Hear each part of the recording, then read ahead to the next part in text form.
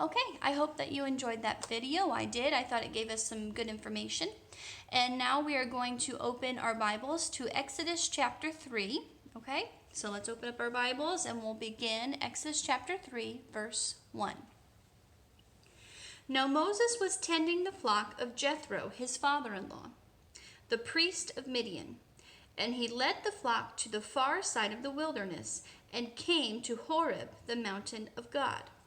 Okay, so we're going to stop there. Now, in chapter 2, the daughter's father, which is also Moses' father-in-law now because he married one of the daughters, okay, they called him Reuel.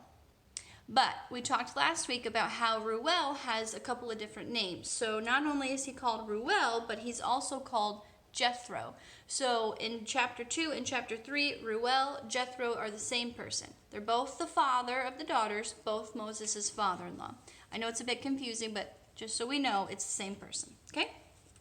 So, Moses is tending the flock of the father, and he decides to go into the wilderness and came to Horeb, the mountain of God. Now, Horeb is also thought to be Mount Sinai. I don't know if you've ever heard of the Mount Sinai or not, but these are thought to be the same place, Horeb and Sinai. Now, we're going to see this mountain of God. We're going to see this as we continue through the book of Exodus. It's going to come up a couple of times. And you can actually Google Mount Sinai or Mount Horeb, and you can find where it is present day. It's thought to be found in Saudi Arabia. So if you want to Google the pictures, it's actually kind of neat to see it. But, where they think it's at anyways is in Saudi Arabia. So we'll continue on. Verse 2. There the angel of the Lord appeared to him in flames of fire from within a bush. Moses saw that though the bush was on fire, it did not burn up. Okay, so we're going to stop there. Could you imagine, all right, if you were just tending your flock, taking your sheep around, you come to this mountain and you look, okay, there's a bush that's on fire, but it's not burning up, it's just on fire. Well, that's weird, right? So Moses thought, I will go over and see this strange sight. Why the bush does not burn up? When the Lord saw that he had gone over to look, God called to him from within the bush, Moses, Moses. And Moses said, Here I am. Okay. Now, if you are out tending your flock, you go to this bush, you see that it's weird, you decide to check it out, and then somebody calls your name from inside the bush. Okay. I think Moses is brave because I would be a little bit nervous if I heard my name calling from inside of a bush that's burning, But Moses says, Here I am. All right. Do not come any closer, God said. Take off your sandals, for the place where you are standing is holy ground. Then he said, I am the God of your father, the God of Abraham, the God of Isaac, and the God of Jacob. At this, Moses hid his face because he was afraid to look at God. Okay, so we're going to stop there. So, first God says, don't come any closer. Where you're standing is holy ground. You need to take off your sandals. Okay, so he says, yeah, I'll do that, right? Now, God explains who he is. He explains that he is the father of Abraham. He's the father of Isaac. He's the father of Jacob. And Moses knows that this is his people. So he knows, okay, this God, he knows the people that I come from.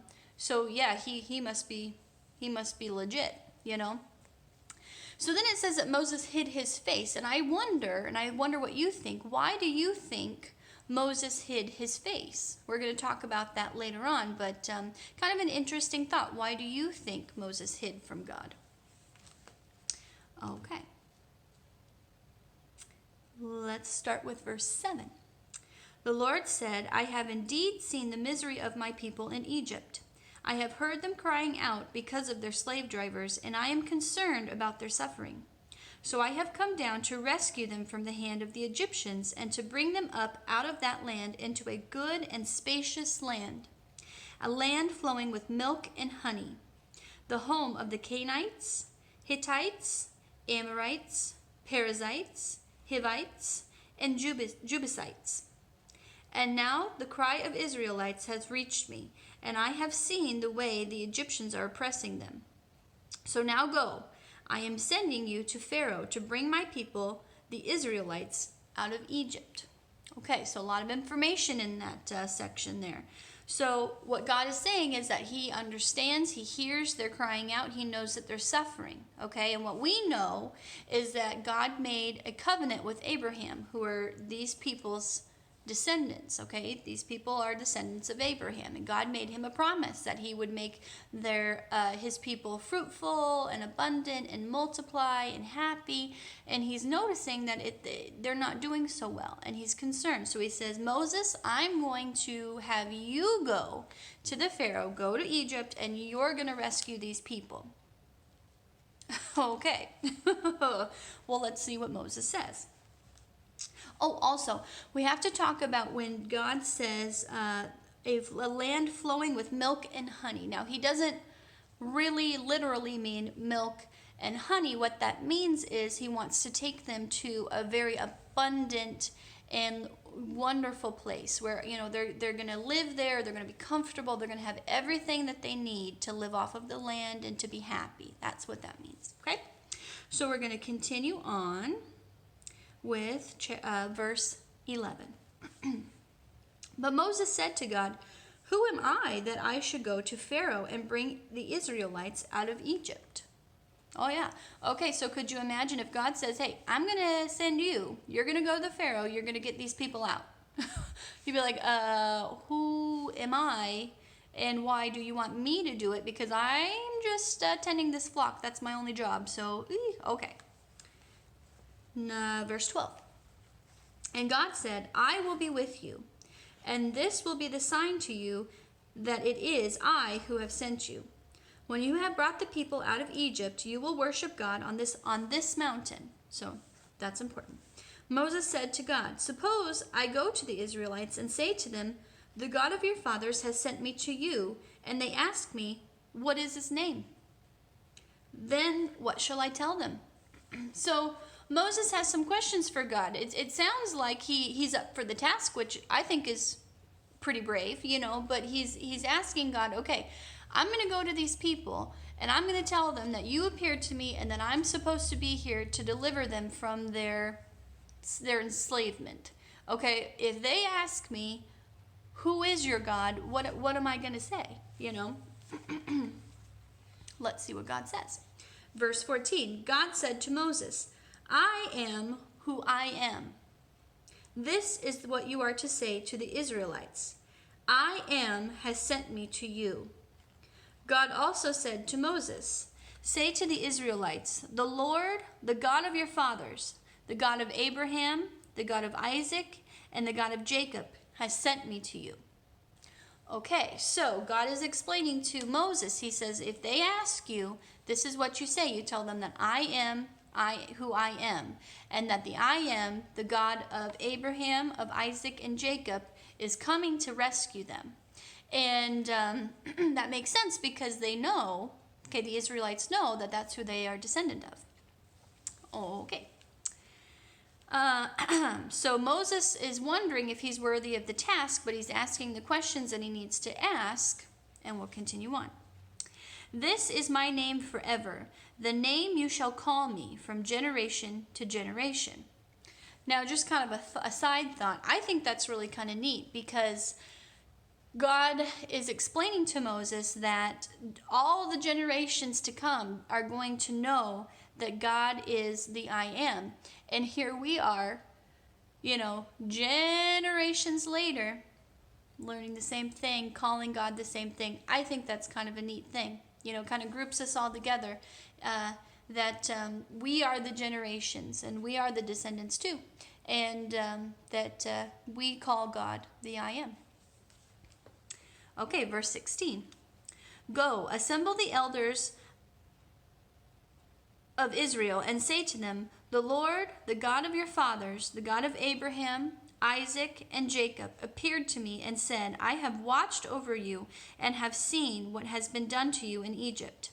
And I have promised to bring you up out of your misery in Egypt into the land of the Canaanites, Hittites, Amorites, Perizzites, Hivites, and Jebusites, a land flowing with milk and honey. Okay, so God's just kind of recapping. He's telling him what he wants him to do. Verse 18, the elders of Israel will listen to you, and then you and the elders are to go to the king of Egypt and say to him, the Lord, the God of Hebrews, has met with us. Let us take a 3-day journey into the wilderness to offer sacrifices to the Lord our God.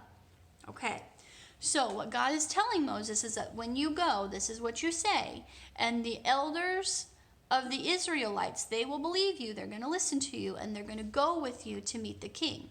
Now, something that we have to know is that the Hebrews were not allowed to go to Pharaoh really at any capacity. So for a Hebrew man who's Moses, and also we have to keep in mind that when Moses fled from Egypt into Midian, some time had passed, and the Pharaoh who was the Pharaoh who wanted to kill him, he died. Okay, so this is a new Pharaoh, which is probably a good thing. But also, Hebrews are not allowed to go to the Pharaoh and ask request. Oh no, that's a big no-no. So it's going to be really difficult for Moses, and this is what he's kind of thinking as God is giving him these instructions, is that, well, how is this going to work? You know, okay, the elders are going to believe me, but Hebrews aren't allowed to go talk to the king, so how's it going to work? Let's see what God says.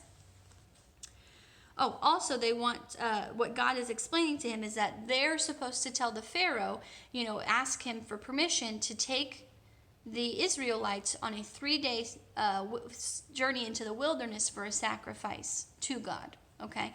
And we also have to understand there too that Jesus had not yet come to earth. Okay? So before Jesus died on the cross, the way for these people to ask forgiveness of their sins was to do a sacrifice. Okay, they would take their best lamb, or their, I think a lamb is what they used, and they would kill the lamb as a sacrifice to God. All right, so that's how they were granted forgiveness, and so that's something to remember too. This is why they're asking, God's saying, okay, just tell the Pharaoh, that I appeared to you, you want to do a sacrifice to me. All right, so let's continue on. Verse 19. But I know that the king of Egypt will not let you go unless a mighty hand compels him. So I will stretch out my hand and strike the Egyptians with all the wonders that I will perform among them. After that, he will let you go. So God is explaining to Moses that he knows that the Pharaoh won't grant the Israelites to do this unless something miraculous happens, okay? And God doesn't mean that he's going to strike him like he's going to hit him. What he means is that he's going to hit him with all these wonders. He's going to perform these magical things, and the Pharaoh will have no choice but to let him go. He'll be so in awe that he'll agree for them to do this. Okay. Verse 21. And I will make the Egyptians favorably disposed towards this people, so that when you leave, you will not go empty-handed. Well, that's kind of interesting. Let's see what that means.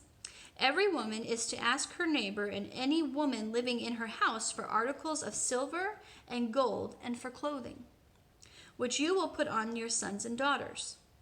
And so you will plunder the Egyptians. Okay, that's kind of an interesting thing to read. So what God is explaining to Moses is that not only are they going to be rescued, but they're not going to go empty-handed. Oh no. These miracles are going to be so fantastic that that all the women, the Egyptian women, they're going to gather their things, silver, gold, clothes. They're going to dress up the Israelites into, fantastic garments, and then they will plunder the Egyptians. And we're going to stop there, okay? And our something to think about is going to be the last verse that says, you will plunder the Egyptians, okay? Now, we're going to find out how that's going to happen later on, but let's keep that in mind as we continue on for next week, too. I want you to think about that, okay? So let's move on to our questions, our Exodus chapter 3 questions. Question number 1. What is Horeb? And that is the mountain of God. 2. Who appeared to Moses via a burning bush? Okay, an angel of the Lord appeared to him from within a bush. Exodus chapter 3 verse 2. Okay, so an angel of the Lord appeared from within the bush. What instructions did God give to Moses in verse 5? Do not come any closer. Take off your sandals, for the place where you are standing is holy ground. Question number 4. Why do you think Moses hid his face from God? So this is just a question for you, kind of an open-ended question. Why do you think Moses hid? I think it's because Moses was afraid, because it says he was afraid, but I also think that it's a possibility that Moses was ashamed because he killed an Egyptian, he fled from his own people, and here God's presenting himself saying, I'm the God of your fathers, and he realizes, well, I left my people, I hid, I fled from them, so maybe he was ashamed and he just hid his face. I don't know. What do you think? Number 5. What does God explain to Moses in verse number 7? That he has seen the misery of his people and is concerned. He is going to rescue them from the hands of the Egyptians. Okay. Number 6. Who is God using to fulfill his rescue mission? Well, that's Moses. 7. What is Moses' reply to God? If they ask me, who has sent me to them, what do I say? And number 8, what did God tell Moses to tell the Israelites? He's to say, I am who I am. I am has sent me to you. Say to the Israelites, the Lord, the God of your fathers, the God of Abraham, the God of Isaac, and the God of Jacob has sent me to you. This is my name forever, and the name you shall call me from generation to generation. Number 9, what does God mean when he says a land flowing with milk and honey? Well, this means an abundant land, a land where the Israelites will not be enslaved and will live comfortable lives. 10. Who does God say will listen to Moses? The elders of Israel, and the elders will go with Moses to approach the king. 11. What is Moses supposed to tell the king, which is also the Pharaoh? The Lord, the God of Hebrews, has met with us. Let us take a 3-day journey into the wilderness to offer sacrifices to the Lord our God. Okay. 12. What does God know about the Egyptians and the king? They will not permit this journey unless God compels them. So God will perform wondrous things that will convince the Egyptians to let you go. And finally, number 13, what will the Egyptian women do? And that's they will gather silver, gold, and clothes to dress the Israelites in. Okay?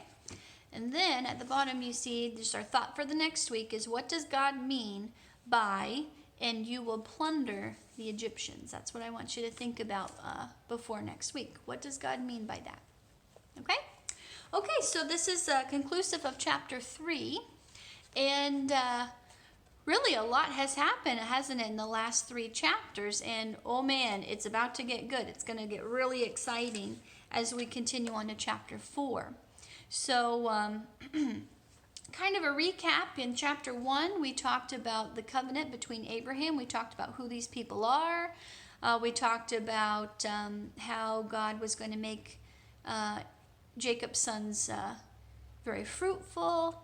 Okay, in chapter 2, we talked about, in chapter 1, we also talked about the Pharaoh and how he was looking out at these Israelites and how they were multiplying, and he wanted to try to stop that. So he tried to make all these rules, and it wasn't really working.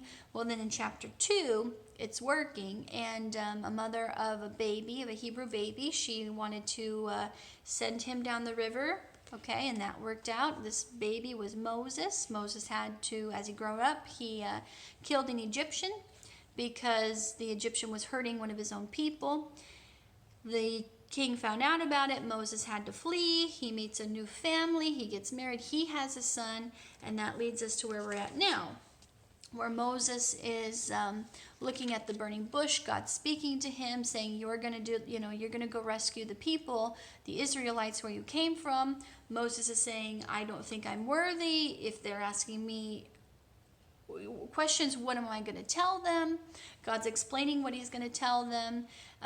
Moses has really quite a feat ahead of him, because it's near impossible for a Hebrew to go talk to the Pharaoh, let alone ask for a special permission trip, to go for 3 days. That's not something that was usual.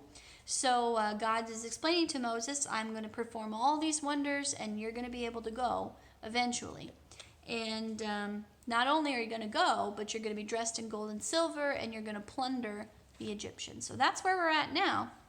And then we'll be excited to start number 4. So I will keep you updated as far as what the church is doing, and we will continue next week. I hope that you have a good week, and continue to do your prayer journals, and I will see you next time. Bye.